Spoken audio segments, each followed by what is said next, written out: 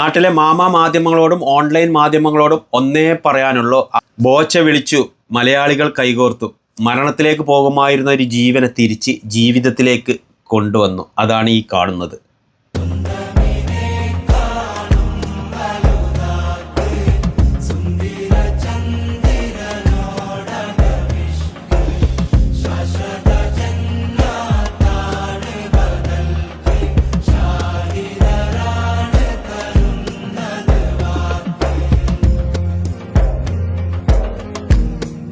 നാട്ടിലെ മാധ്യമങ്ങളോടും ഓൺലൈൻ മാധ്യമങ്ങളോടും ഒന്നേ പറയാനുള്ളൂ, ആ ഒരു മനുഷ്യനെ മാന്യമായ രീതിയിൽ ജീവിക്കാൻ വിടണം. കാരണം 20 വർഷങ്ങൾക്ക് മുമ്പുള്ള കേരളമല്ല ഇന്ന്. അതിനുശേഷം ഒരുപാട് ഈ മാധ്യമങ്ങളൊക്കെ പണ്ടൊക്കെ മാന്യമായ രീതിയിലായിരുന്നു മാധ്യമ പ്രവർത്തനം നടത്തിയിരുന്നത്. ഇപ്പം അങ്ങനെയല്ല, വെറും റീച്ചിന് വേണ്ടി എന്ത് തെണ്ടിത്തരവും വിളിച്ചു പറയും.